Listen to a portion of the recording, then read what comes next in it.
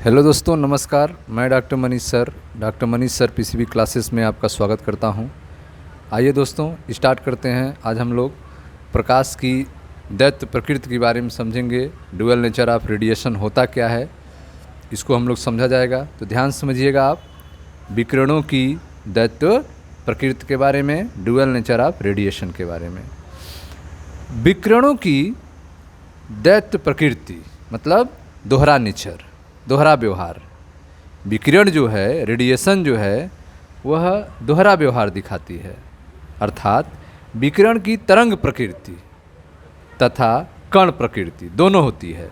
Radiation के पास, विकिरण के पास दोनों प्रकृति होती है।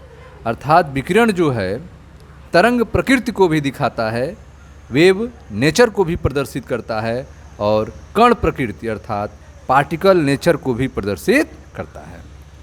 तो विकिरणों की दैत्य प्रकृति का अर्थ है विकिरण की तरंग प्रकृति तथा कण प्रकृति दोनों से होती है। अब जो है कौन कौन सी ऐसी घटनाएं हैं जो विकिरण के तरंग प्रकृति को सपोर्ट करती हैं, और कौन सी ऐसी घटनाएं हैं जो विकिरण के कण प्रकृति को समझाती हैं।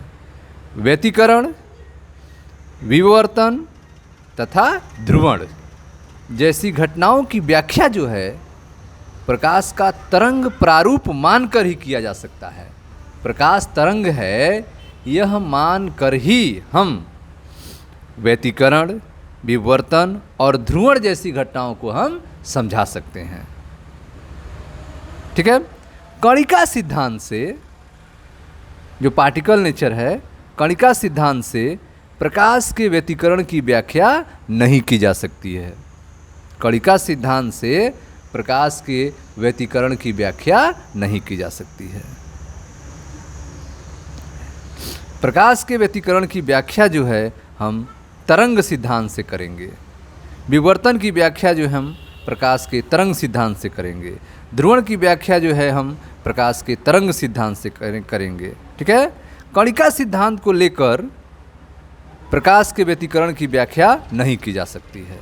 उदाहरण के लिए, प्रकाश के व्यतिकरण में, प्रकाश की जो व्यतिकरण होता है, व्यतिकरण की जो घटना होती है प्रकाश में, उसमें दो प्रकाश पुंज के मिलने से, ठीक है, दो प्रकाश पुंज के मिलने से कुछ स्थानों पर अंधेरा हो जाता है और कुछ स्थानों पर चमक बढ़ जाती है। ठीक है। यह आपको व्यतिकरण में हमने पढ़ाया है। तो प्रकाश के व्यतिकरण में दो प्रकाश पुंजों के मिलने से कुछ स्थानों पर अंधेरा हो जाता है, परंतु यह संभव नहीं है कि दो कणिकाएं मिलकर एक दूसरे का विनाश कर दें। दो कणिकाएं मिलकर एक दूसरे का विनाश कर दें, यह संभव नहीं है। इसके विपरीत जो है कुछ घटनाएं, कुछ परिघटनाएं, जैसे कि प्रकाश वैद्युत प्रभाव, काम्पटन प्रभाव की व्याख्या जो है प्लांक द्वारा दिए गए, प्लांक द्वारा प्रतिपादित क्वांटम सिद्धांत के सहायता से किया जाता है, जिसमें विकिरण को कण प्रकृति माना गया है। इसकी व्याख्या जो है हम तरंग प्ररूप से नहीं कर सकते हैं। प्रकाश वैद्युत प्रभाव, काम्पटन प्रभाव की व्याख्या जो है विकिरण को तरंग मानकर नहीं किया जा सकता है। इसके लिए हमें विकिरण को कण मानकर व्याख्या करना होगा, जिससे हम कर सकते हैं। तो कुछ घटनाएं जैसे कि प्रकाश वैद्युत प्रभाव, काम्पटन प्रभाव की व्याख्या जो है प्लांक द्वारा प्रतिपादित, प्लांक द्वारा दिए गए क्वांटम सिद्धांत की सहायता से की जा सकती हैं, जिसमें विकिरण को कण प्रकृति माना गया है। विकिरण को क्या माना गया है? कण प्रकृति माना गया है। परंतु प्रकाश वैद्युत प्रभाव को प्रकाश की तरंग प्रकृति से नहीं समझाया जा सकता है। प्रकाश वैद्युत प्रभाव को प्रकाश के तरंग प्रकृति से, वेव नेचर से नहीं समझाया जा सकता है।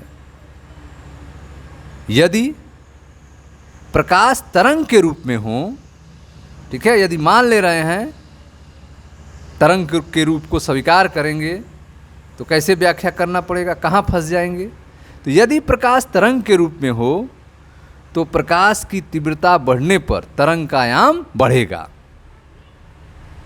यदि प्रकाश तरंग के रूप में है तो प्रकाश की तीव्रता बढ़ने पर तरंग का आयाम और इस कारण तरंग में संचित ऊर्जा बढ़ेगी। यदि प्रकाश तरंग के रूप में है तो प्रकाश की तीव्रता बढ़ने पर तरंग का आयाम और इस कारण तरंग में संचित ऊर्जा बढ़ेगी। लेकिन ठीक है, बढ़ेगी। और ये तरंगें धातु के सरफेस पर, धातु के पृष्ठ पर गिरने पर धातु के इलेक्ट्रॉनों को अधिक ऊर्जा प्रदान करेंगी, जिससे कि उत्सर्जित प्रकाश इलेक्ट्रॉन की ऊर्जा बढ़ेगी। लेकिन उत्सर्जित प्रकाश इलेक्ट्रॉन की ऊर्जा प्रकाश की तीव्रता पर निर्भर नहीं करती है। अर्थात प्रकाश विद्युत प्रभाव की व्याख्या प्रकाश को तरंग मानकर नहीं कर सकते हैं, क्योंकि यदि हम प्रकाश को तरंग मानेंगे तो प्रकाश की तीव्रता बढ़ने पर तरंग का आयाम बढ़ेगा, इस कारण तरंग में संचित ऊर्जा बढ़ेगी और जब यह धातु के पृष्ठ पर गिरेंगी तो धातु से इलेक्ट्रॉन को अधिक ऊर्जा प्राप्त होगा, जिससे उत्सर्जित प्रकाश इलेक्ट्रॉन की ऊर्जा बढ़ेगी। लेकिन उत्सर्जित प्रकाश इलेक्ट्रॉन की ऊर्जा प्रकाश की तीव्रता पर निर्भर नहीं करती है। दूसरे शब्द में, यदि प्रकाश तरंगों की आवृत्ति जो है, यदि प्रकाश तरंगों की आवृत्ति एक न्यूनतम मान से कम है, यदि प्रकाश तरंग की आवृत्ति एक न्यूनतम मान से कम है तो प्रकाश इलेक्ट्रॉन उत्सर्जित नहीं हो सकते हैं, चाहे प्रकाश की तीव्रता कितनी ही अधिक क्यों न हो। यदि प्रकाश तरंग की आवृत्ति जो है एक न्यूनतम मान से कम है तो प्रकाश इलेक्ट्रॉन उत्सर्जित नहीं हो सकते हैं, चाहे प्रकाश की तीव्रता कितनी ही अधिक क्यों न हो।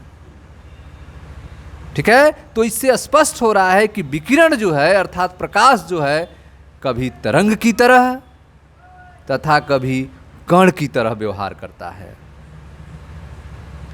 विकिरण अथवा प्रकाश की इस प्रकृति को उसकी दैत्य प्रकृति कहा जाता है, ड्यूअल नेचर कहा जाता है।